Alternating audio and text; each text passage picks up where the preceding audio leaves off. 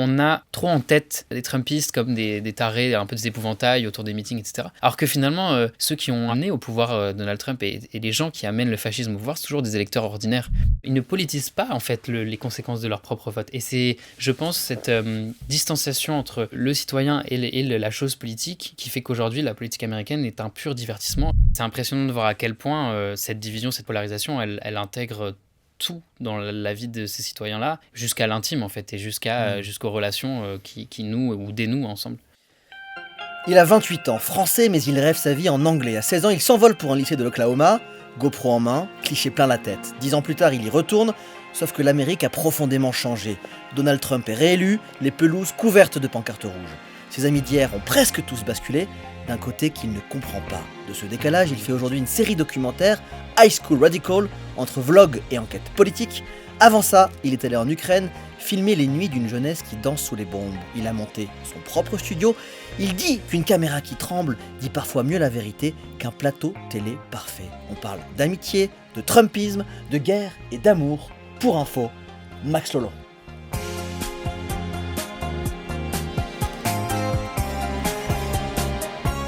Bonjour Max. Salut. Merci infiniment Avec d'être plaisir. l'invité de ce 4e Pour Info. Est-ce que tu es bien installé ? Hyper bien installé, l'endroit est très sympa, je suis prêt. Je vais montrer un extrait que 3 millions de personnes ont vu, parce que le documentaire qu'on va voir ensemble, dont on va largement parler, a été vu par plus de 3 millions de personnes, plutôt qu'un long discours. Voici un petit magnéto. Le mec avec plein de boutons et le t-shirt ridicule, c'est moi. On est en 2014 et je passe 1 an dans un lycée américain. Je prends le bus jaune le matin, je fais des batailles de bouffe à la cafette et je vais au match de foot tous les vendredis avec mes nouveaux meilleurs potes. Alors même si je ressemble à Justin Bieber avec de l'acné, pour moi clairement, je suis au prime de ma vie. Alors j'ai vu ton visage, mes excuses d'avoir sélectionné la partie C'est Justin le jeu. Bieber avec de l'acné C'est dans le jeu. ton documentaire. Déjà je veux qu'on revienne non pas sur l'acné mais sur cette dinguerie. Tu pars, donc t'es lycéen, Ouais. avec ta GoPro, à l'époque c'est pas non plus méga à la mode, c'est il y a Non. 10 ans, et à l'époque déjà tu documentes absolument tout. Déjà comment t'as eu l'idée ? Et on était à une période où de plus en plus de vlogueurs émergeaient sur YouTube, notamment Casey Neistat aux États-Unis, il y avait les jumeaux Harris en Angleterre, et j'étais hyper fan de ces mecs-là, je comprenais D'accord. rien à ce qu'ils racontaient. Ce que je disais dans l'intro, tu rêves en anglais déjà, donc Ouais. tu t'inspires des États-Unis, mais en France à l'époque ça existe très Ça peu. existait pas tant que ça. Et, Un peu dans le sport à l'époque. Ouais, en effet. Mais pas sur de la vie quotidienne, en fait. Et je m'étais dit, là, je vais quand même vivre un truc assez hors du commun. Je vais partir 1 an aux États-Unis. Il faut absolument que j'en fasse quelque chose. Moi aussi, j'ai envie de me filmer et de faire une chaîne YouTube. Et puis, comme on l'a vu dans l'extrait, j'étais à l'âge ingrat où j'avais plein de boutons sur la figure et Tout se passait par là. j'assumais pas trop. Donc, c'est vrai que j'ai rien posté, en fait, finalement. Mhm. Et j'ai retrouvé ces images, là, il y a quasiment 2 ans maintenant, dans un disque dur un peu perdu au fin fond de ma chambre d'ado. Donc tu étais béni d'avoir pensé à tout documenter. Ouais, bah, c'est sûr. Avant de voir à quel point l'Amérique a changé en une décennie, à l'époque, c'est quoi tes sentiments ? Alors tu racontes, c'est hyper mignon, tu récupères ta note que tu as écrite dans ton téléphone, Ouais. tu dis que c'est la première fois que tu vois ton papa pleurer, Ouais. et après tu parles d'un grand sentiment de liberté. Ouais, De quoi total. tu te souviens vraiment à l'époque ? C'est un sentiment que j'ai jamais revécu, hein, honnêtement. J'avais 16 ans dans cet avion qui m'a emmené d'abord vers Paris, puis ensuite vers les États-Unis. C'était la première fois que je partais tout seul de chez moi. Et donc, il y avait quelque chose de très libérateur où je me sentais exactement à ma place et je sentais que c'était ce que je voulais faire. Ça faisait 3 ans, moi, que j'essayais d'argumenter pour que mes parents me laissent Donc, depuis que tu avais partir. 13 ans. Voilà, exactement. C'était quoi tes clichés ? Tu disais quoi à l'époque ? Sur les États-Unis, Ouais. c'était tout ce qu'on voyait à la télé. C'était New York, c'était les séries télé, les films justement High School Musical, tout ça, les grands coca, le McDo toute la journée, les stars, les baskets. C'était vraiment la vie lycéenne avec son petit casier, son groupe de potes, les populaires, les losers, etc. Je voulais absolument vivre ça. Et tu l'as eu ton groupe de potes, on va y Ouais. revenir, mais t'arrives pas du tout ni à Miami Beach, ni à New York, Non. t'arrives, tu dis pile au milieu du pays, Ouais. à Owasso, en Oklahoma. Oklahoma. En Oklahoma, et en plus on me l'a appris 2 jours avant le départ. C'est-à-dire que je suis parti fin août, je l'ai su 2 jours avant, donc j'ai même pas eu le temps de réfléchir à où est-ce que j'allais. Je suis en mode ok, je pars, et ça a été un choc parce que moi je pensais que j'allais aller à New York, quoi. Pour moi, les États-Unis, c'était New York. Et donc, de me retrouver dans cet état de la Bible Belt, donc vraiment très conservateur, très religieux, La Bible Belt, c'est la ceinture voilà, faut expliquer. d'États des qui sont terres républicaines, conservatrices. des WASP, en fait, ce qu'ils appellent les WASP, donc les White anglo-saxons. donc les blancs chrétiens protestants. Et ça a été un vrai choc parce que j'ai découvert une Amérique que j'avais jamais vue à la télé, justement, pas dans ces séries-là que je regardais. Et en même temps, je m'y suis très bien senti et je m'y suis bien adapté. Et en même temps, tu as ton casier qui ferme, comme dans toutes les séries américaines, exactement. et tu te fais des amis à l'époque. Alors, on va revenir sur ce qu'ils sont devenus 10 ans plus tard, mais à l'époque, c'est quoi ta bande de potes ? Ma bande de potes, c'est un peu tous ceux qui sont un peu curieux de voir débarquer un Français aussi, parce que c'est assez rare. Eux n'avaient jamais vu de Français. Voilà. Eux-mêmes avaient des clichés. Eux-mêmes avaient des clichés, voire pas du tout. Ils savaient même pas ce que c'était la France, si on est très honnête. Que les Américains sont pas hyper doués en géographie. Voilà, c'est pas obligatoire dans le cursus américain, en tout cas en Oklahoma, d'avoir des cours de géo. Donc c'est vrai qu'il y en a qui demandaient un peu où c'était. Il y a une ville pas loin qui s'appelle Paris, mais c'est au Texas, donc ils pensaient que je venais de là-bas. Ah, from Paris, from Texas. Voilà, Paris from France. Donc au départ, c'était des gens qui étaient un peu curieux et qui s'intéressaient un petit peu à moi. Et puis moi, j'étais dans une logique où j'avais envie de dire oui à tout. Parce que j'étais là pendant un an, donc je me suis inscrit dans l'équipe de sport, je me suis inscrit dans la comédie musicale, j'ai fait vraiment tout ce que je pouvais faire là-bas pour avoir le plus de cette expérience-là. Donc c'est à travers les clubs, le journal du lycée, le débat, les trucs de débat, enfin tout dans lequel j'ai pu m'impliquer, je me suis impliqué, et c'est comme ça que je me suis fait plein de potes, et notamment ceux qu'on retrouve ensuite 10 ans après. C'est quoi la vie quotidienne d'un lycée américain ? Par rapport à la France, tu as l'avantage que tu as les deux casquettes, les deux visions. Et elle est beaucoup plus simple, entre guillemets, c'est-à-dire que le matin, il y a souvent... En fait, les cours sont généralement de 8h jusqu'à 14h, avec une pause très très très courte pour manger, généralement 20 minutes. Là où nous, en France, on prend le temps de manger. Et la cantine, c'est catastrophique. Oui, ça, la nourriture, on va en reparler, c'est important pour toi. Aliments très transformés, enfin voilà. Donc, moi, j'ai beaucoup souffert de ça. Tu dis que les pizzas, c'est de l'huile. De toute façon, tout a goût d'huile. Okay. Tout est frit, donc ils arrivent même à frire des glaces, donc c'est vraiment très fort. Le délire est bien poussé. Et voilà, et à 14h, c'est vrai que c'est plutôt du sport, des activités culturelles, des clubs, etc. Donc c'était beaucoup plus tranquille, c'était moins exigeant académiquement. Et souvent, ce qu'on faisait, c'est qu'à 15h30, on allait tous les jours au McDo manger un petit nuggets. Et donc, tu filmes à l'époque ce qui peut paraître banal. D'ailleurs, tu es un peu le seul à avoir l'idée. Ouais. Et aujourd'hui, c'est un trésor parce qu'en une décennie, les États-Unis ont totalement basculé. Donc, on va y aller dans la galerie de portraits de tes amis par lequel tu veux commencer. J'ai donné tous leurs prénoms. Tu y retournes. Tu fais des messages à tout le monde. Et d'ailleurs, on peut commencer parmi tous tes potes. Hunter, Rachel, Ricky, Shake Milton qui joue en NBA. Ouais. Quelle est la figure avec laquelle tu veux commencer ? Moi j'allais dire Jordan parce que c'est peut-être le plus... que tu retrouves à la fin. Qui était vraiment mon meilleur pote de l'époque, avec qui je suis d'ailleurs toujours resté en contact, et on s'est encore parlé là il y a 1 heure. D'accord. Ouais. Et c'est l'avantage de WhatsApp, des réseaux sociaux, c'est que maintenant ça peut être transatlantique, t'es pas obligé d'aller sur place. Et avec ce mec-là, on a vraiment tout fait. On faisait des blagues, on allait dans le centre commercial, on se filmait, on faisait des pranks, un peu comme on voyait sur YouTube. C'est des canulars. Des canulars, exactement, où je faisais genre de parler français, alors que je disais n'importe quoi aux vendeurs. Enfin, on a vraiment fait plein de trucs comme ça. On a allé voir des films d'horreur pour lesquels on n'avait pas l'âge de rentrer dans la salle. On a bu des coups, évidemment. Moi, j'ai pris mes premières cuites aussi là-bas, quoi. Et donc, c'est vrai que j'étais extrêmement, et je le suis toujours, attaché à Jordan. Et contrairement aux autres personnages, à cette autre galerie de personnages qu'on peut retrouver dans la série, je ne savais vraiment pas comment lui avait évolué politiquement. T'as inventé un petit jeu. T'as une casquette rouge pour Donald Trump, une casquette bleue pour Kamala Harris, et à une exception et demie près, tout le monde a basculé Trump. Ouais. Quelle leçon tu en tires ? Et puis raconte-nous vraiment ton ressenti, parce qu'on a vu le documentaire, on va en parler, mais qu'est-ce que tu en tires comme expérience ? C'était particulier parce que ça faisait 10 ans qu'on ne s'était pas vus, et moi la question que j'avais pour eux, c'était quand même est-ce qu'ils sont devenus trumpistes ? Et donc c'était un peu bizarre d'arriver tout de suite et de dire bon alors pour qui tu as voté ou pour qui tu vas voter aux prochaines élections, parce qu'on était en novembre, un tout petit peu avant les élections de l'année dernière, 2024. Et je me suis dit je vais trouver une parade, un petit jeu pour qu'ils me le disent et que ça soit quand même dans un cadre un peu sympa et amical. Et donc j'ai acheté ces deux casquettes, la casquette Kamala Harris et la casquette Trump. Et à chaque fois que j'avais envie de leur poser la question, je leur mettais, je disais bon, ferme les yeux, voilà les deux casquettes, et maintenant choisis. Et ça a permis de discuter peut-être un peu plus librement et plus facilement de ces sujets-là. Et moi, ce qui m'a fait peur, et c'est ce dont je redoutais, c'est qu'ils sont tous devenus des fervents supporters de Trump. Alors, il y a plusieurs raisons. La première, c'est qu'ils viennent quand même tous d'Oklahoma, et quand bien même À 16 ans, tout s'était très bien passé. J'avais le regard d'un ado de 16 ans, donc on n'était pas très politisé, on rentrait pas beaucoup dans les sujets politiques, on discutait pas énormément de politique, on avait des sujets d'adolescents. Donc c'est vrai qu'à l'époque, moi, j'avais naïvement pas compris ça. J'avais pas compris à quel point on était dans un bastion très conservateur. Il rêvait de quoi à 16 ans? On parlait des matchs de foot, on parlait de la vie du lycée, on parlait des groupes de potes, des petits dramas, des histoires d'amour. Enfin voilà, tu vois, on était vraiment. Et moi, je vivais ça. C'était ce que j'étais venu chercher. J'étais pas venu faire un docu. Donc c'est vrai que je leur ai posé très peu de questions sur leurs idées politiques. Et puis Et de toute tu penses façon, qu'ils attendaient quoi de leur vie, toi, à l'époque? Tu parlais forcément la vie, la mort, l'amour, bien sûr, mais Ouais. tu les projetais comment? Ils se projetaient comment quand vous parliez?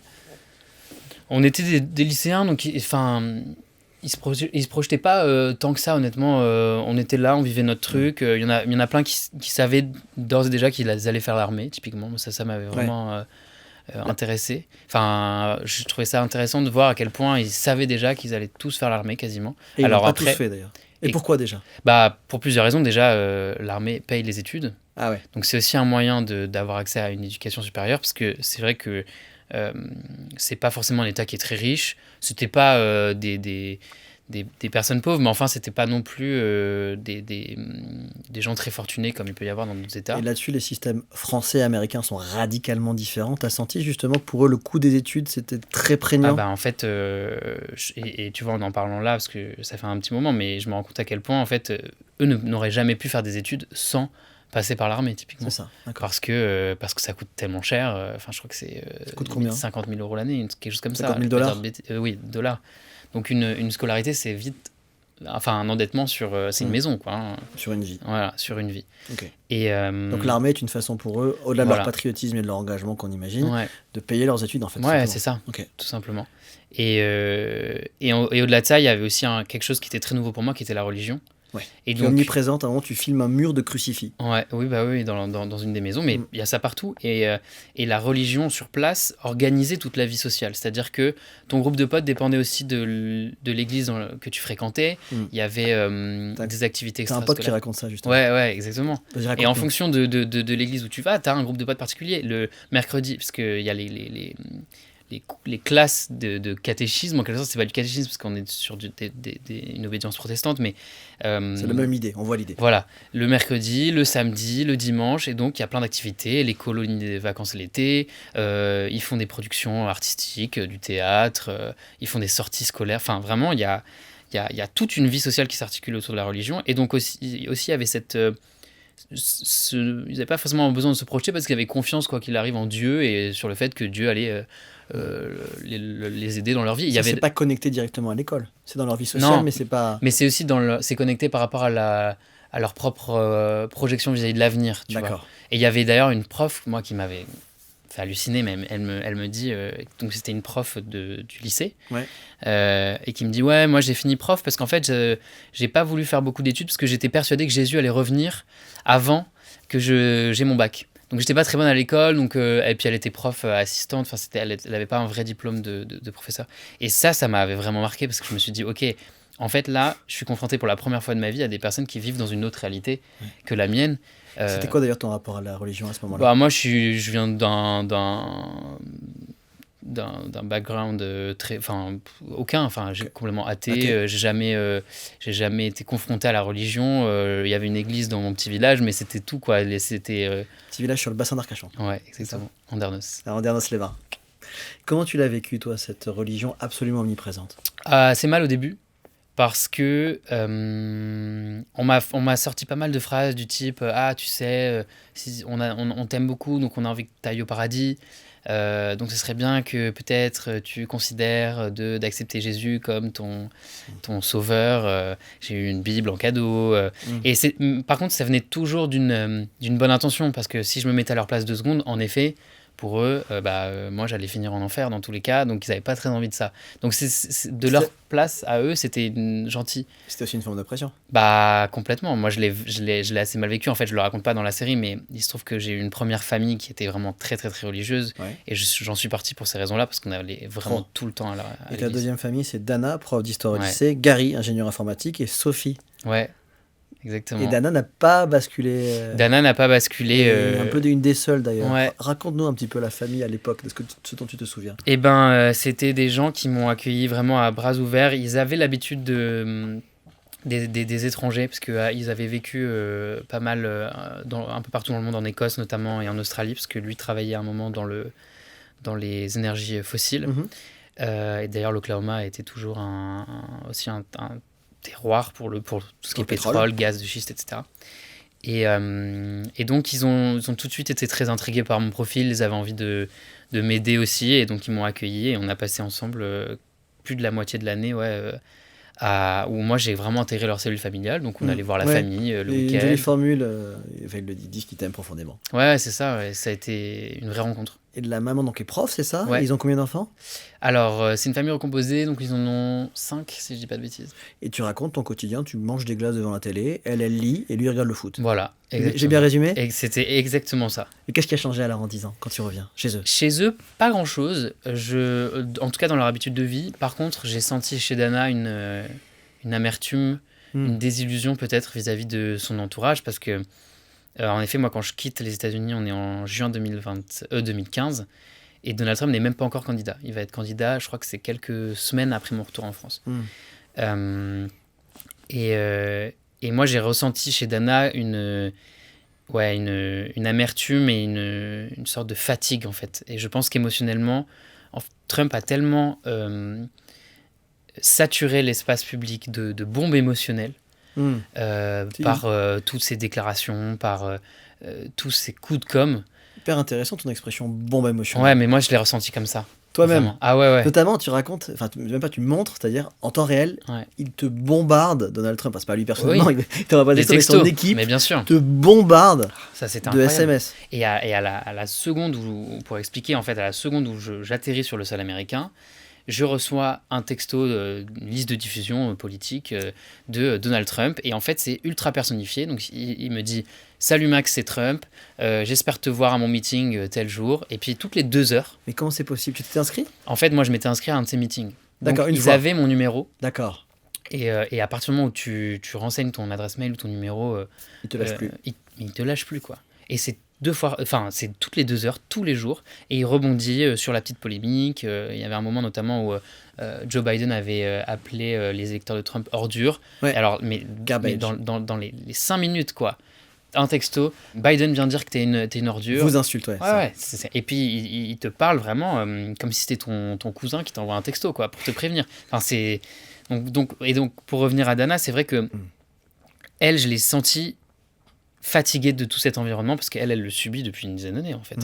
Et moi qui étais un peu plus vierge de tout ça, où j'étais encore...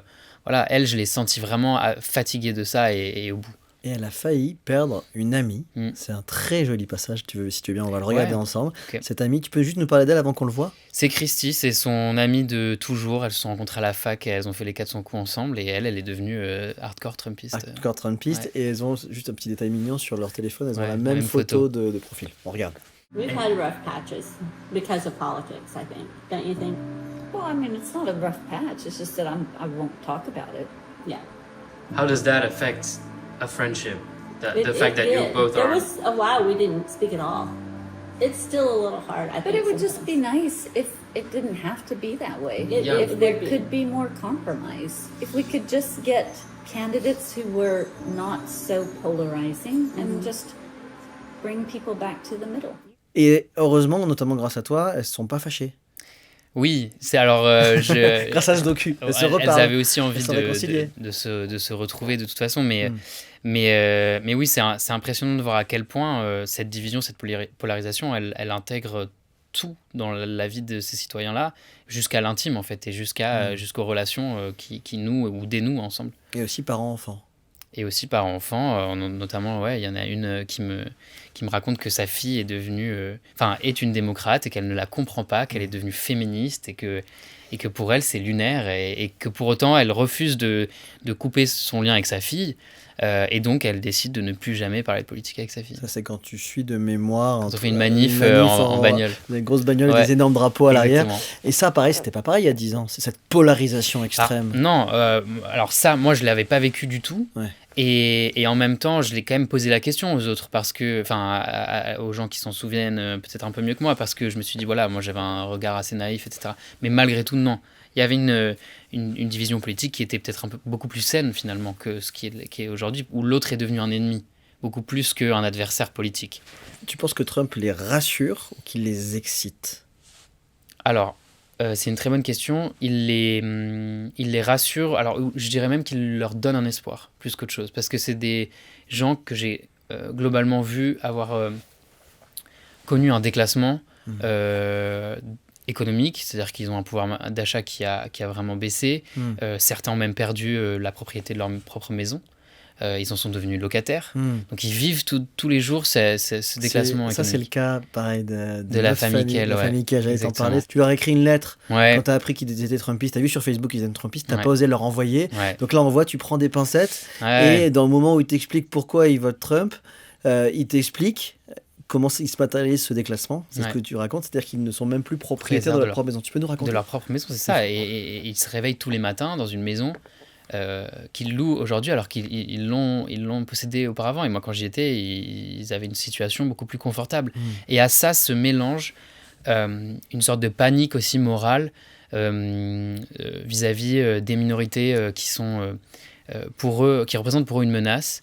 Et ils ont l'impression de se voir. Comment ils se sentent menacés ? Parce qu'ils ont l'impression que les minorités sont beaucoup plus choyées par l'establishment. C'est assez flou, hein, mais ils ont l'impression qu'on va beaucoup plus aider les immigrés qu'eux-mêmes, que les personnes racisées ou les personnes trans, par exemple, vont recevoir beaucoup plus d'aide ou d'attention.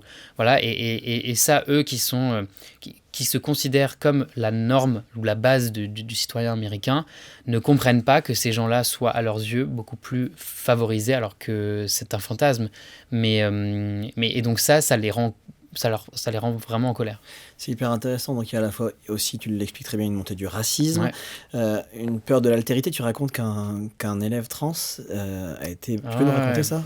Parce qu'il y a juste une phrase dans ton documentaire, donc si tu ne veux pas en parler... C'est une histoire assez tragique d'ailleurs je crois que c'était Biden qui était président à l'époque, il en a même parlé lui-même, c'est parti très loin, où en effet cet étudiant trans qui se faisait harceler depuis un bon bout de temps est décédé après une altercation dans les toilettes. Et ça montre aussi le degré de violence qui est diffuse dans l'atmosphère, j'ai trouvé. Moi, j'ai vraiment ressenti ça à certains moments en particulier. Et on va revenir à la violence et notamment à la peur de la guerre civile, parce qu'il y a un passage très fort, mais je reviens la première partie de ta réponse, on parlait de l'argent. Est-ce que toi, tu as senti en 10 ans, parce que tu gagnes un peu plus d'argent que quand tu as 16 ans, et puis c'est ton propre argent, mais tu as senti ton pouvoir d'achat parier diminuer, que tu peux t'acheter moins de choses ? Tu le sens, ça ? Alors là-bas, c'est une bonne question. En tout cas, j'ai senti que je ne pouvais qu'acheter à l'époque des choses qui étaient néfastes. De la nourriture ultra bas de gamme. J'aimerais que t'en parles. T'achètes un moment des cœurs de donuts. C'est quoi ta passion pour les cœurs de donuts ? Il faut en parler. C'est quand même exceptionnel. Alors ça, c'est très très bon. J'en ai cherché partout en France, ça n'existe pas. Les Américains qui sont tout juste trop forts, qu'ils arrivent à vendre tout et n'importe quoi. Donc tout le monde voit ce qu'est un donut. Et donc pour faire un donut, il faut faire un trou dans une pâte. Et avec ce trou, ils récupèrent la pâte, ils la font frire. Et là, ce sont des petites bouchées glacées.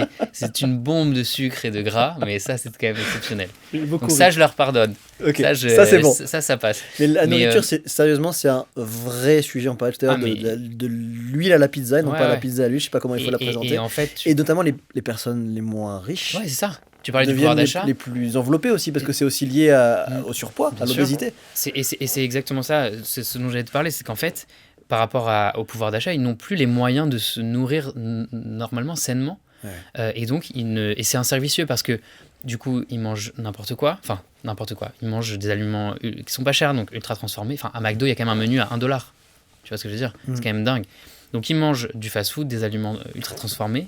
Ça les rend malades, ça les rend en situation d'obésité. Donc, leur assurance santé coûte beaucoup plus cher. Donc, ils peuvent plus assumer le coût de leur assurance santé. Donc quand ils ont un pépin de santé, ils peuvent pas se soigner, ou alors ils doivent s'endetter. Enfin, c'est assez dystopique comme situation. Alors c'était déjà là il y a 10 ans, mais j'ai l'impression que ça s'est vachement aggravé. Ils vont faire leurs courses où? Parce que toi, à un moment, tu payes beaucoup d'argent pour acheter des fruits et légumes, mais la plupart de tes amis, ils vont où le faire? Ça dépend de leur situation économique, mais c'est vrai que la plupart, c'est Walmart. Alors après, Walmart, il y a encore... Enfin, donc Walmart, c'est l'espèce de grande chaîne de distribution classique américaine. Il y a de tout.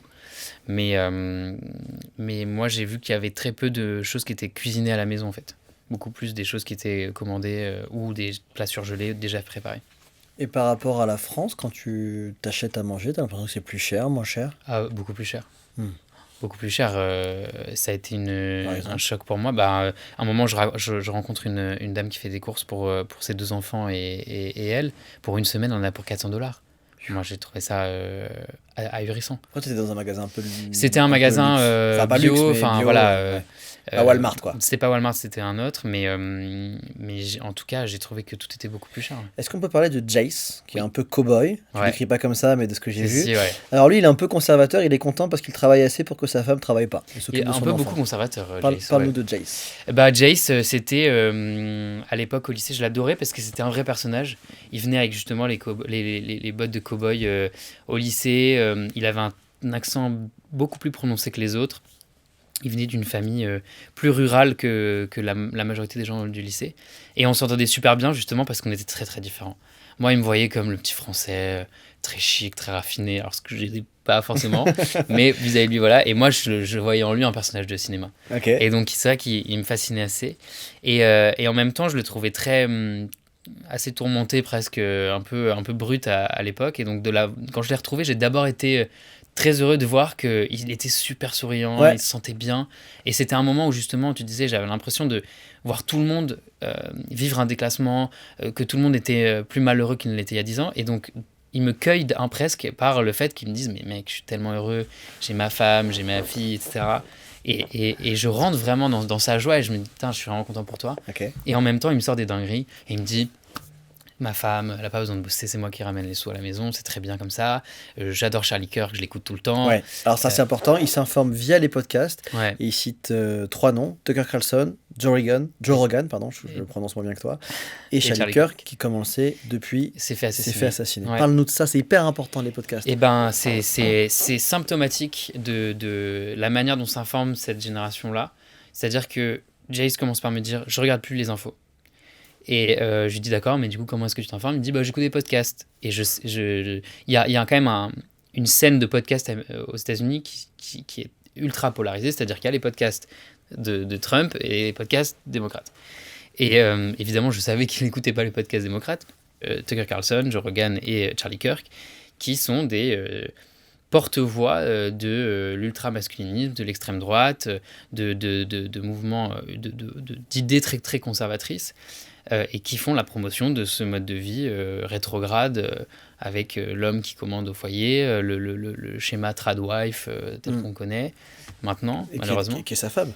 Sa femme est une tradwife, et il en est fier. C'est ça. Alors, elle est... Souvent, quand on pense aux tradwife, on pense un peu aux femmes un peu limite amish ou en tout cas très traditionnelles qui portent la petite... Non, les nouvelles tradwife, elles sont plutôt sur TikTok. Oui. C'est ça. C'est vrai.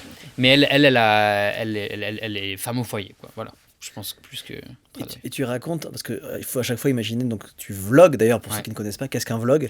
Qu'est-ce qu'un vlog? Ça vient de blog vidéo. Ouais. Donc à l'époque, le blog, c'était quand on écrivait sur MySpace ou sur Skyrock nos vies. Et là, c'est la même chose avec une caméra. Donc c'est quand on se filme du matin au soir en racontant sa vie et en documentant tout ce qui nous arrive. Et donc tu sors de ta rencontre avec Jace, tu claques la porte et tu parles à ton téléphone qui est bloqué sur ta voiture et tu dis, en fait, voilà, Jace maintenant, il ne fait plus aucune différence entre le discours extrémiste et le discours normal parce qu'il ne s'informe que par ses podcasts. Ouais. Et ça, c'est vraiment un truc majeur aux États-Unis. C'est la normalisation totale de la pensée d'extrême droite et qui est devenue complètement partie intégrante du discours politique. Et c'est bon avec tous tes autres potes? Ils ne s'informent plus du tout avec les médias tradis? Non, franchement, non. Que les podcasts? que les podcasts ou Instagram. Ils suivent beaucoup d'influenceurs politiques. D'accord. On a, je pense qu'en France, on a quand même une spécificité assez impressionnante.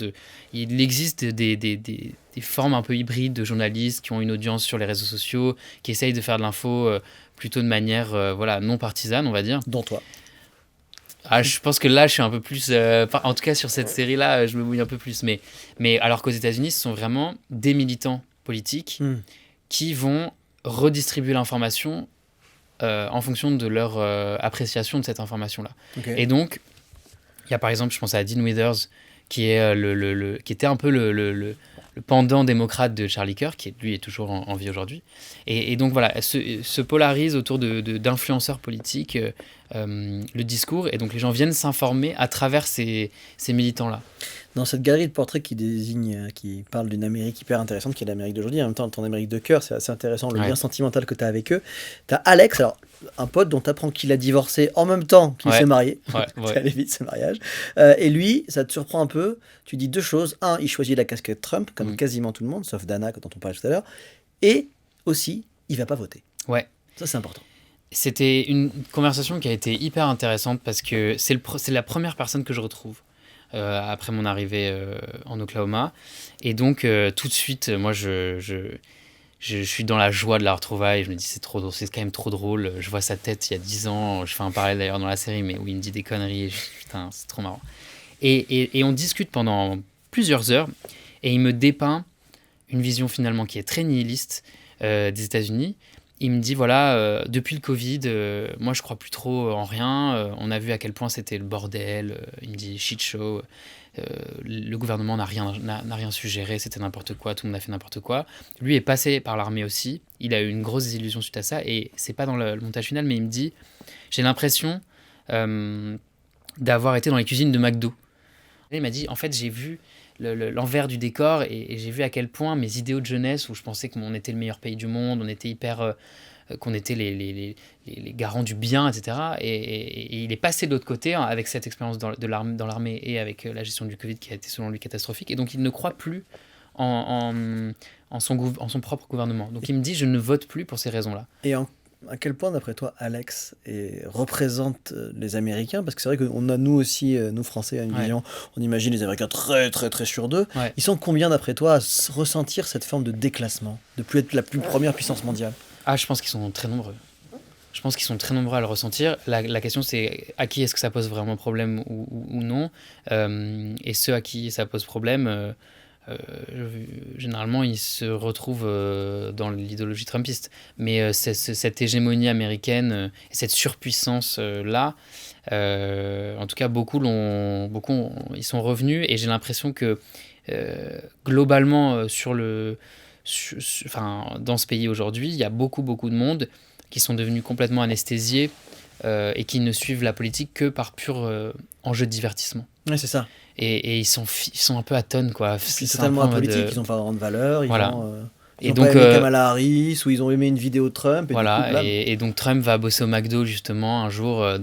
Moi, j'ai bossé au McDo aussi, donc je vais aller, ok, pourquoi pas. Enfin, j'ai l'impression qu'il y a eu une telle désillusion qu'ils se sont tellement distanciés, éloignés des sujets politiques. Tout est dépolitisé, en fait, moi, j'ai trouvé, finalement, contrairement à ce qu'on peut entendre. Mais les conséquences de leur vote, je trouve qu'elles sont absolument dépolitisées. Ils ne se rendent pas compte...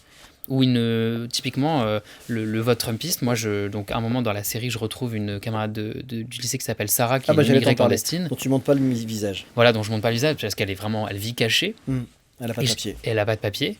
Et elle est venue du Mexique, elle a traversé clandestinement, parce qu'elle était recherchée par un cartel là-bas. Et son papa lui demande de rouler un peu moins vite que la limite autorisée pour pas se faire arrêter. Et donc je leur raconte ça, par exemple. Je leur dis, mais... Vous vous rendez compte, ma pote Sarah, elle vit comme ça, et ils sont en mode « Oh no, poor girl, la pauvre, c'est pas de chance et tout ». Mais ils ne politisent pas, en fait, les conséquences de leur propre vote. Et c'est, je pense, cette distanciation entre le citoyen et la chose politique qui fait qu'aujourd'hui, la politique américaine est un pur divertissement et moins un véritable enjeu citoyen pour eux. Ta pote Sarah, elle était au lycée avec toi aussi ? Ouais. Et donc c'est incroyable, tu as dans la même classe à la fois l'écrasante majorité qui vote Trump et du coup qui vote pour le fait de la faire expulser. Ouais.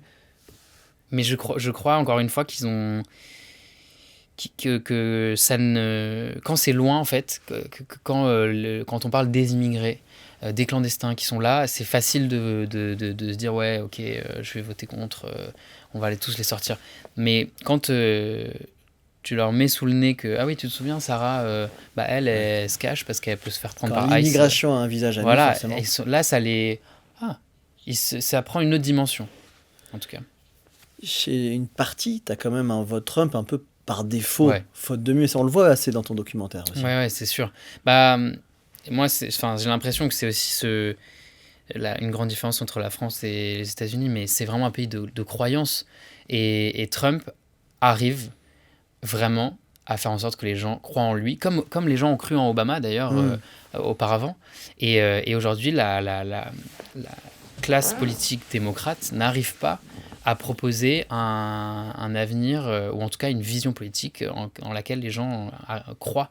Parce que Trump est tellement, et c'est encore ce que je te disais tout à l'heure sur les bombes émotionnelles, mais fait tellement appel aux tripes et aux sentiments profonds Tu dis d'ailleurs Kamala Harris, qu'il incarne. si tu vas à un meeting, Ouais. tu dis, super, c'est factuel, mais ça ne m'accroche pas au trip. En fait, c'est ça. Et même moi, je le déplore parce que factuellement, je me retrouve un peu plus dans ce que Kamala Harris raconte que dans ce que Trump raconte. Mais quand je vais au meeting de Trump, pendant 1h30, en fait, il me sature émotionnellement. Il m'envoie tellement de stimuli, il a des vidéos qui sont hyper bien montées, qui font hyper peur, et après il dit, vous inquiétez pas, je suis là, je vais régler ce problème, en 30 jours ce sera fait. Enfin, il nous fait passer par un tel roller coaster d'émotions que du coup on est complètement... Enfin, moi je suis soufflé, je sors de ce truc là, je suis soufflé. Et t'étais allé un peu à des meetings politiques français avant? Ouais, rien à voir. Enfin, moi je trouve que... quoique maintenant, et toi en as vu plus que moi, mais ça commence à prendre aussi un peu plus dans cette surproduction. Il y a beaucoup de lumière, il y a la musique, ça met une ambiance, mais ça n'a rien à voir avec... Il y a aussi, de façon générale, aussi une dépolitisation en France dont tu parles. C'est-à-dire qu'il y a beaucoup de personnalités politiques de tout le prisme qui désormais se font liker et aiment être suivis. Et ça vient des États-Unis. Et c'est en ce sens que je te pose la question suivante. On dit toujours que ce qui se passe aux États-Unis arrive en France. Est-ce que tu penses que ce qui s'est passé pour toi aux États-Unis arrive chez nous? Ah bah, je pense... Enfin, on l'a vu là avec l'exemple Rachida Dati qui se... Éboueuse. qui se met en déguise. éboueuse, Qui se voilà, déguise. et Trump a fait exactement la même chose. En fait, c'est l'arrivée de la politique spectacle, et en même temps, l'arrivée, ça a toujours un peu existé, mais c'est cette nouvelle forme de TikTokisation aussi de la politique, et d'aller toujours chercher la petite séquence pour buzzer, qui complètement arrive en France. Alors après, je pense que la culture politique française est vachement moins intense, ou en tout cas, personne va se déguiser de la tête aux pieds avec des casquettes et des t-shirts. Ou peut-être que ça va venir, hein, mais pour l'instant, on le voit très peu. Et je pense qu'il y a moins ce côté fan, en tout cas sur l'échiquier politique, plutôt à partir de la droite, quoi. Toi qui deviens un expert de la jeunesse et de la politique et de la fête, on va en parler dans quelques instants, mais de la jeunesse, est-ce que tu sens dans tes potes actuels que tu as vu pendant ces 10 ans le même mécanisme de déclassement, de problème de pouvoir d'achat, de désidéologisation? Tu sens vraiment, tu fais le parallèle. De fatigue émotionnelle vis-à-vis en fait, il y a une désillusion. J'ai l'impression qu'il y a une désillusion au global vis-à-vis d'un avenir qu'on nous promettait. 2014-2015, justement, quand je pars, on a l'impression que le futur va être incroyable, quoi. On est en plein dans l'idéalisation du progressisme, la technologie arrive, c'est l'arrivée de la culture aussi, mass média, le YouTube, on arrive à avoir accès à tellement de choses et on se dit, ça va être génial. Et aujourd'hui, c'est vrai que j'ai plein de potes qui vivent pas la vie qu'ils pensaient vivre justement plus jeune, et qui est moins fun, qui a plus de galères, qui est moins aussi économiquement. Moi, j'ai en plus d'un endroit où les gens arrivent plus à se loger parce que c'est l'immobilier. Le bassin d'Arcachon, c'est devenu trop cher pour des locaux qui ont grandi. Ils sont obligés d'aller à 40 minutes, 1 heure de route. Et à côté de ça, toutes ces promesses, que ce soit des promesses vis-à-vis de l'environnement ou à l'inverse vis-à-vis du pouvoir d'achat, mais qui semblent ne pas être tenues, en tout cas, qui forgent aussi une désillusion dans envers la politique et envers la confiance qu'on a vis-à-vis de nos représentants. Donc, Tu penses qu'elle rêve de quoi la jeunesse aujourd'hui, toi? C'est un peu une grande phrase, mais quand même, tu C'est une rencontres très bonne tellement de question. gens, tu t'intéresses tellement à ça. Et puis l'avantage, c'est que tu as les deux côtés de l'Atlantique pour comparer. La jeunesse française, tu penses qu'elle rêve de quoi aujourd'hui? La jeunesse française, elle rêve de quoi? J'ai l'impression qu'elle rêve de résultats concrets. Peu importe où est-ce qu'elle se trouve sur l'échiquier politique, mais à gauche comme à droite, voire comme à l'extrême droite, j'ai l'impression qu'il y a une impression de stagnation en fait, depuis un long moment. Et je pense que c'est aussi un peu ce qui s'est passé aux États-Unis il y a 10 ans, c'est-à-dire que cette impression il n'y a rien vraiment qui change, il y a plein de promesses, mais il se passe rien de fou. Et c'est ça qui apporte aussi ce discours qu'on entend vis-à-vis du Rassemblement national. On n'a jamais essayé, mais je pense qu'il y a un besoin de changement concret. Et ce changement, il est flou, finalement. Il n'est pas hyper tangible, mais il faut que ça change, quoi. Et j'ai l'impression qu'il y a un besoin de choc, un peu. Je vais te faire un cadeau. On va pas diffuser le karaoké du bar Country de Tulsa. Non, ça reste Dommage. entre nous. Ça va plus dans ton docu. Par contre, tu as croisé la route d'une star de Netflix. Oui. Un homme un peu compliqué, à la fois très drôle et manifestement dangereux parce qu'il est en prison. Prison. Voici ton appel avec Joe Exotic. What the hell happened in 10 years, Joe? Isn't that crazy? Yeah, it is. Why are you in prison? I don't know. Et puis le ton a changé. Okay, I'm in here with some January 6 people. And let me tell you, they're batshit crazy. They are hell-bent behind Trump. They will do anything for Trump. He has that power over people. He does. So you're a Trump supporter. I am a Trump supporter. Alors déjà, il faut rappeler, pour ceux qui Qui n'ont est pas Joe vu la série, Exotic qui est Joe Exotic. Je te laisse le faire. Parce qu'en plus, tu l'as croisé quand tu étais enfant, Alors, enfin, pas moi, enfant, adolescent. Je l'ai croisé Ouais. donc, il y a 10 ans. Ouais. C'était un taré. Déjà, Déjà à l'époque. C'est-à-dire qu'il avait un zoo très très bizarre où il faisait se reproduire entre eux des espèces de lions et de tigres, mais du coup ça faisait des sous-races, je sais pas comment on dit. Enfin, c'était une catastrophe. Et les grilles étaient à moitié mangées. Enfin, je me suis pas du tout senti en sécurité. C'était Ok. n'importe quoi. Ok. Et je me souviens d'un truc, à la fin, il faisait un album aussi, enfin, il faisait plein de chansons pendant la visite, il chantait, il y avait des fumigènes, enfin, c'était n'importe quoi. Et à la fin, il me serre la main, j'avais 16 ans, et il me glisse dans la main une capote avec sa tête dessus. Et j'étais en mode, oula, mais qu'est-ce que c'est que ce taré? Et il se trouve qu'en 2020, pendant le Covid, Merde, non mais c'était lunaire, hein. dis ton histoire. Ouais, ok. j'ai fouillé ma chambre pour la retrouver, je l'ai Tu l'as jamais pas? retrouvée. J'avoue, ça aurait été- Je sais juste que je l'ai jamais utilisé T'as parce que t'as un autre franchement, objet que tu vas montrer dans quelques instants, mais pas la capote Non, Joe Exotic. non. Ok. Mais Et elle est depuis collector. Elle est collector, mais beaucoup plus sérieusement, il est en prison. Il est en prison parce que, en effet, moi en 2000, enfin, j'oublie un peu l'existence de ce gars. Je me dis, je suis un fou d'Oklahoma, voilà. Et en 2020, pendant le Covid, sort une série sur Netflix qui s'appelle Tiger King, qui raconte comment ce mec-là a mis en place tout un stratagème pour faire tuer sa concurrente qui lui veut du mal. Alors c'est selon elle ou lui, enfin voilà, il y a 1 milliard de versions, mais qui elle est en Floride, si je dis pas de bêtises, ou en Caroline du Nord, je ne sais plus. Et donc ils ont essayé de se tuer l'un l'autre avec des tueurs à gages. Ils nient tous évidemment les faits, etc. Et ça a fait une série Netflix. Et ça a fait une série Netflix qui est absolument divertissante, mais qui est en même temps vertigineuse, tellement c'est n'importe quoi. Exactement. Mais c'est dans ce pays du n'importe quoi, en partie, pas seulement évidemment, mais quand même, Joe Exotic, il vote Trump aussi. Voilà. Qu'est-ce que ça dit Et en fait, ça dit quoi, ce vote? Ce qu'on voit dans l'extrait, moi, ça, je l'avais vraiment pas vu venir parce que je me dis, je vais l'appeler, il va me faire 3 petites phrases, ça va être rigolo, et même, il se souviendra jamais de moi. Bon, il m'a dit qu'il se souvenait de moi, j'y crois pas une seconde.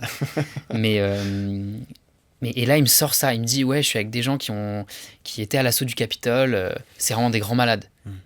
Je dis, Joe Exotic, qui est déjà bien attaqué, me dit que d'autres gens sont encore plus fous que lui. Donc je me dis, ok, déjà, c'est quelque chose de vraiment énervé. Et il me dit que lui soutient le président Trump à la vie, à la mort. Et donc, il fait partie de ces personnages qu'on a beaucoup vus, nous, en Europe, en France. Au début du Trumpisme, on disait, mais c'est des fous. C'était la Tu caricature. en as regardé tous de haut. Voilà, il fait partie de ces personnages-là qui sont aussi, il faut le dire, qui marchent super bien dans les médias parce qu'ils impressionnent, parce qu'ils sont marrants, parce qu'ils voilà. Et donc Des bons clients. et voilà, exactement, c'est des très bons clients. Et donc moi je pense que et c'était aussi pour ça que je voulais faire cette série parce que on a trop en tête des Trumpistes comme des tarés, un peu des épouvantails autour des meetings, etc. Alors que finalement, ceux qui ont amené au pouvoir Donald Trump et les gens qui amènent le fascisme au pouvoir, c'est toujours des électeurs ordinaires. Et on les voit très peu, on les voit beaucoup moins, ces personnes-là. Et ce sont notamment ceux qu'on voit dans la série, Tes qui potes. sont pleins d'humanité, pleins de sens, eux aussi. Est-ce que tu peux sortir de ta poche, non pas le préservatif, Non. Joe exotique, ça ne me regarde pas, mais tu as un Parce qu'il couteau Ouais. siglé Trump. Est-ce que tu peux la montrer? C'est quoi l'histoire de ce couteau? Alors, l'histoire de ce couteau, c'est un cadeau qui m'a été fait un soir justement dans le bar dont tu parlais, où on a fait le karaoké, par quelqu'un qui s'appelle Franck, qui est un militant trumpiste, avec qui j'ai fait cette fameuse manif en voiture autour de l'État, et qui me dit, un peu à demi-mot, mais voilà, je t'offre ce couteau, c'est pour te protéger, ça me fait plaisir. Voilà, c'était vraiment, mais c'était dans une intention... Vraiment, il était très sympa, quoi. Il m'a dit, tiens, ça me touche, j'ai envie de t'offrir ça, T'as protège-toi. ressenti, toi, ce besoin de protection? Notamment, t'es dans un stand de tir. Alors, oui, ça, c'est un endroit très particulier Ouais. où je me suis senti en danger. Mais pour expliquer rapidement, c'est vrai qu'il y a un moment où je vais au stand de tir, parce que c'est une activité qu'on fait le dimanche en Oklahoma, c'est normal. Et, Pour nous, ça paraît fou. oui, bah mais oui, pour oui. eux, c'est normal. Pour eux, ça Ok. fait partie, comme les gens vont se balader au parc, eux, ils vont au stand de tir. Pourquoi pas. Après tout, c'est leur culture. Hein. T'as eu peur sauf- de tous ces gens qui avaient des armes, d'ailleurs, autour de toi? Non. Non, mais je pense que comme j'y avais déjà été confronté pas mal, ça pour le coup, quand Quand j'avais t'avais 16 ans. T'as pas été surpris Non. 10 ans plus tard? Non. Les voir avec le gun à la ceinture et tout ça, c'était des scènes que j'avais Mais à déjà 16 ans, vues. j'imagine, ça a dû faire très bizarre. Ouais, mais ça me faisait triper. Parce que Ah. je trouvais ça trop classe, en fait, j'adorais. Ah ouais. Bah, je m'étais dit, les États-Unis, c'est les armes, c'est les Dallas, quoi. Et là, tu vas dans un espèce Et là, de je vais dans un salon. stand de tir. Ah oui, pardon. Parce qu'il y a le stand de tir Ouais. où ton voisin fait peur. Mais Voilà. ce qui m'intéresse encore plus, c'est l'espèce de salon militaire. Où... Une foire aux armes. Voilà, une foire aux armes avec Avec des croix gammées, avec des au pays drapeaux. du free speech, de la Voilà. liberté d'expression. Avec des drapeaux nazis, avec des t-shirts qui sont vendus ou qui disent les immigrants, on peut pas tous les renvoyer chez eux, donc on finira par leur tirer dessus. Enfin, des choses quand même d'une violence extrême. Et en même temps, un cafouillage assez incroyable parce que d'un stand à l'autre, on va me dire... Je l'ai écrit, pardon. Immigrants illégaux, puisqu'on ne peut pas tous les expulser, on abattra le reste. C'est ce qui est Voilà. écrit sur le t-shirt. Exactement. Ce qui est quand même très particulier, quoi.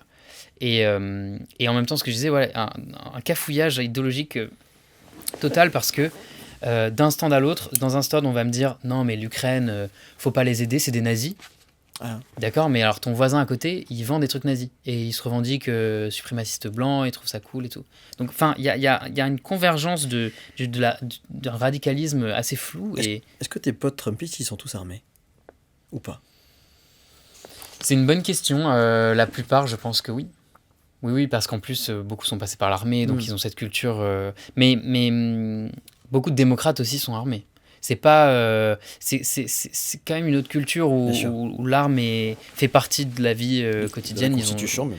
Voilà, et ils ont chez eux souvent une arme, mais c'est pas forcément signe d'un radicalisme particulier. Par contre, ceux qui sont vraiment tombés dans la psychose, c'est ceux qui font des réserves, qui achètent beaucoup de munitions, qui se préparent à une guerre civile. Justement, tu viens de m'offrir une passe décisive, comme on dit en foot. Ouais. On va écouter un pasteur. Alors, juste pour poser un tout petit peu le contexte, Ouais. il y a deux choses. Déjà, il y a les mots guerre civile qui arrivent très fort dans ton documentaire et tout le monde en parle de façon Comme si très c'était- étonnante, ouais. comme si c'était inéluctable, ce qui est vraiment très Ouais. prégnant. Et la deuxième, c'est donc pour poser. Donc, il a un petit mégaphone comme ça, et vous allez partir, tu les accompagnes pour faire un tour pro-Trump dans des voitures. Et donc, tu te poses avec ton iPhone. J'indique que tu filmes tout à l'iPhone, ce qui est très intéressant en termes de réalisation. Et il te dit ça. We're in a stage of civil war, but the real shooting hasn't started yet. They're saving ammunition, they're buying guns. You're seeing this. Oh yeah, I'm participating in it.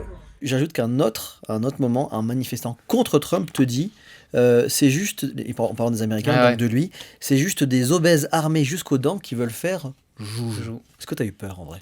Là, ça m'a impressionné parce que donc, je suis dans la queue pour le meeting de Kamala Harris et je m'attends à voir tout autre chose dans le rapport à la violence et à la radicalisation que ce que j'ai vu côté Trump. Et j'entends exactement le même discours de l'autre côté. C'est-à-dire que Les deux camps, en fait, les deux camps sont prêts à la guerre. Voilà. Vraiment. Alors, je pense qu'il y a un camp qui est plus près que l'autre, hein, Je parle du honnêtement. camp Trump. Voilà. Ok. Parce que la majorité des démocrates que j'ai rencontrés n'avaient pas ce discours-là, mais enfin lui, il l'avait. Et ils sont tellement chauffés à blanc que l'autre est devenu vraiment un ennemi. Et c'est vrai que ce climat-là, moi au début, j'y crois pas. Là, cette guerre civile, je me dis oui, bon, les Américains, ils en font des caisses, très bien. Et je l'entends une fois, 2 fois, 3 fois, 4 fois, 5 fois, et jusqu'au moment où je dis, notamment c'était dans cette parade-là, d'autres personnes m'en parlent, et je leur dis non mais sérieusement, vous êtes prêts à abandonner votre vie quotidienne, le confort de votre petite vie américaine, pour aller tirer sur votre gouvernement, sur vos voisins? Et là ils me disent mais Max, t'as pas compris, on a déjà perdu notre confort de vie, on a déjà perdu notre vie quotidienne. Ils n'ont rien à perdre, On quoi. n'a plus rien à perdre, on bosse 90 heures semaine pour à peine payer nos factures, plus personne nous respecte, on est déclassé, on a tout perdu déjà.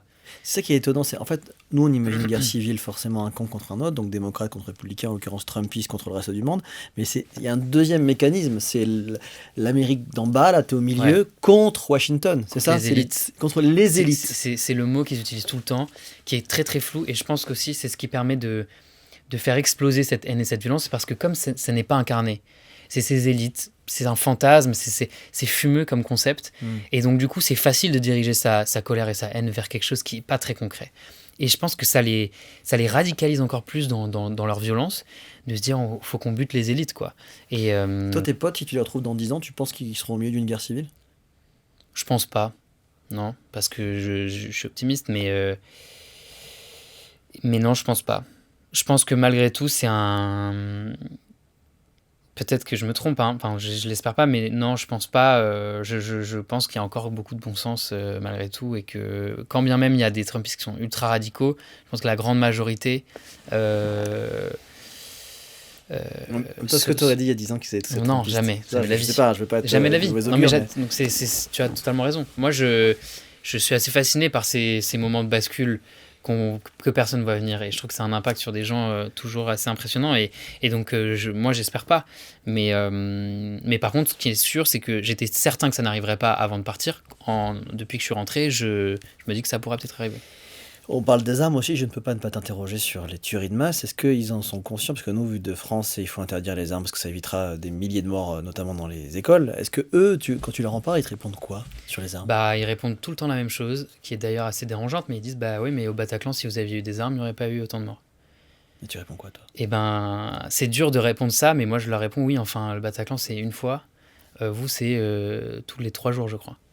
Statistiquement, Et oui. après, c'est un débat éternel, et eux, ça fait tellement partie de leur construction identitaire aussi, de la manière dont s'est construit le pays, dans la Constitution, etc., que je pense qu'ils sont incapables de comprendre notre position vis-à-vis des armes, et que nous, on a beaucoup de mal aussi à comprendre leur position vis-à-vis de ça. Et puis personne ne remet en cause vraiment les armes, en fait, aux États-Unis. Il y a des mouvements politiques, notamment, moi, je me souviens après la tuerie... en Floride. Ouais. Non, en Floride, alors j'ai oublié le nom du lycée, mais tous ces jeunes, David Hogg notamment, qui s'étaient rassemblés pour militer contre le port d'armes, mais ça prend pas jusqu'aux racines. En fait, la société américaine est déjà tellement imprégnée par les armes qu'il y a un besoin de régulation, ça, c'est certain, mais je pense que l'interdiction totale ne serait... Enfin, ça ne servirait à rien. Il y a un dernier grand pan très important, on a parlé de la nourriture, du pouvoir d'achat, du déclassement, des armes, du risque de guerre civile, il y a la santé. Ouais. Et là-dessus, vraiment, c'est bouleversant. Vous avez une amie qui s'appelle Aubrey. Vous essayez de la contacter, elle répond pas. Et on apprend à la fin qu'elle est décédée. Ouais. Et vous rencontrez sa mère qui vous raconte l'errance médicale dont sa fille Aubrey a été victime et qui est liée à sa couleur de peau. Like, I had taken her to all the best specialists that they had available, and nobody knew what that disease looked like on a black child. They don't know enough about black women's health in order to say that this is something else. And I'm not saying that they did anything wrong, because her doctor that she had was good, but she just didn't have the knowledge because they don't teach it in schools. Had we been able to get ahead of it, maybe we would have been able to, be able to treat it better. And so, but it's common, especially black women are the lowest on the totem pole when it comes to medicine. We the last diagnosed and we the first to die. Terrible. Terrible témoignage. Il est double. Il y a à la fois la question du racisme Ouais. et l'énorme problème de la santé qu'a aussi la famille Kell. Là, Ouais. on touche vraiment 2 choses très importantes. Ouais. Et ce qu'elle dit très bien, c'est que les populations issues des minorités sont les plus touchées par ces phénomènes-là. Donc là, c'est un phénomène d'errance médicale. En effet, en Oklahoma, ils n'ont pas su diagnostiquer ce qu'était cette maladie sur le corps d'une femme noire. Quand ils ont compris ce que c'était, ils ont dû aller dans le Texas, à Dallas, pour trouver un médecin qui connaît ça, et c'était trop tard. Et donc, parce qu'en plus, c'est même pas une famille qui est très défavorisée, pour le coup, la famille d'Aubry, mais elle subit malgré tout les conséquences d'un racisme systémique qui n'est pas forcément volontaire, c'est ce qu'elle explique là. Les médecins faisaient de leur mieux, mais ils n'ont juste jamais été confrontés à ces sujets-là, à ces problématiques-là, et donc malheureusement, elle en a payé le prix de sa vie. Mais statistiquement, c'est le cas quasiment partout dans le pays. Je vais fermer la page États-Unis, à part si tu as quelque chose à ajouter, parce qu'il faut qu'on fasse un peu la fête. À Kif, tu t'es fait connaître avec un documentaire très intéressant que je vous recommande sur YouTube, où tu t'es dit, donc quand la guerre a éclaté, on est en février 2022, donc évidemment tout ce qu'on connaît, et puis tu t'es dit, mais au fait, comment ils font les jeunes pour vivre? Comment ils font pour faire la fête? Ouais. Raconte-nous. Moi, je fais beaucoup la fête, parce que je pense que c'est important, et c'est vrai qu'il y a un matin où je me réveillais après une fête... Un samedi matin. Ça s'appelle une gueule de bois, voilà, on peut le dire. Okay. Disons-le. Je reçois sur mon téléphone une notification de je ne sais plus quel média qui dit bientôt 2 ans de guerre en Ukraine. Donc, c'est Le Monde. Le Monde, ah ben c'est ça, c'est Le Monde. Bientôt 2 ans de guerre en Ukraine, voici tout ce qu'il faut retenir. Et j'ai été saisi d'un vertige parce que je me suis dit, attends, là, moi, j'ai fait la fête hier. C'est sûr qu'à Kiev, il y a des gens qui ont fait la fête hier aussi. Mais comment ils font la fête? Et ça a été le point de départ de cette... grande enquête générationnelle en quelque sorte, parce que j'y suis allé et j'ai voulu comprendre à travers cette question de la fête comment vivaient des jeunes de mon âge dans un pays en guerre, et surtout dans une guerre qu'ils n'avaient pas anticipée, qu'ils n'avaient pas vu venir. C'est des jeunes qui sont nés après la chute de l'URSS, et donc qui ont grandi dans un univers ou dans un cadre, un environnement où on leur disait qu'ils allaient pouvoir se réaliser, contrairement à leurs parents, ils allaient pouvoir vivre libres. Alors, il y a eu une première douche froide en 2014, mais malgré tout, c'est ce qu'ils me racontaient. Ils ont tous fait plein d'études. Il faut se rappeler, en 2014, il y avait eu la place Maïdan, une première grande vague de manifestations, une première peur de la région, Russie, la Crimée. La Crimée, exactement. Pardon. Et en fait... ce château de cartes s'est complètement effondré. Cette illusion qu'ils allaient pouvoir vivre une vie paisible et qu'ils allaient pouvoir se réaliser s'effondre en février 22. Et comment est-ce que cette bascule tu vis ta jeunesse pendant la guerre, en fait? C'est une question universelle. Et en plus en 2024, 25, 26 peut-être, mais parce qu'il y a des scènes qui sont surréalistes, c'est-à-dire que ils vivent absolument comme nous, c'est-à-dire que dans les grandes villes, ils ont les trottinettes électriques, ils vont dans des coworks, il y a des Starbucks, etc. Et en même temps, ils vont se cacher, ils peuvent faire la fête que jusqu'à 23h parce qu'il y a le couvre-feu, ils perdent des amis, ils sont appelés, les mecs vont au front, et ils savent pas du jour au lendemain à quoi ressemblera leur vie. Donc moi, ça m'a absolument bouleversé, et c'est pour ça que je suis allé là-bas, et que je vais aller dans d'autres endroits aussi après. C'est-à-dire, on va en parler, mais pour finir sur l'Ukraine, tu parles notamment d'une boîte, je crois que ça s'appelle K41 de mémoire, et c'est intéressant parce qu'on touche aussi, par rapport au début de notre conversation, encore une fois, c'est aussi la question des rêves. On s'est demandé à quoi rêvaient les Américains, ça finit dans le Trumpisme. Et à quoi rêvent ces Ukrainiens que tu as rencontrés de nuit, plutôt? Alors la nuit, ils rêvent d'oublier en fait, justement. Et c'est pour ça qu'ils font la fête. J'ai l'impression que la fête là-bas est un refuge, une manière de se réapproprier une réalité qui leur a été volée en quelque sorte, ou qu'ils subissent depuis le début de la guerre. Et donc là, quand ils vont faire la fête 1 heure, 2 heures, 3 heures, c'est eux qui sont aux commandes de leur vie, et ils font le choix d'aller s'amuser, ils font le choix d'aller boire des coups, ils font le choix d'aller écouter de la musique ou de mixer, etc. Et donc ils redeviennent propriétaires de leur propre vie, parce que depuis le début de l'invasion de grande échelle, ils décident plus en fait de ce qui leur arrive. Et la grande peur aussi d'être enrôlé dans l'armée. Ouais, 25 ans. Et t'as un DJ notamment qui témoigne. Exactement. Qui est une star là-bas. Ouais, qui est une star là-bas, star montante, et qui dit, voilà, je vais avoir 25 ans, mon père m'a demandé ce que je voulais comme cadeau d'anniversaire, je lui ai dit, je vais apprendre à piloter je veux un stage pour apprendre à piloter les drones, parce que j'ai vraiment trop peur d'aller sur le front, et j'ai pas envie de tuer des gens. Et c'est là, pour clore cette émission, dans Pour Info, on aime bien avoir des infos à France Info, et donc tu nous annonces que tu es sur un très gros projet, après le succès de Nuit ukrainienne et le carton de tes potes trumpistes, tu es en train de travailler, raconte-nous, à la jeunesse, mais pas seulement.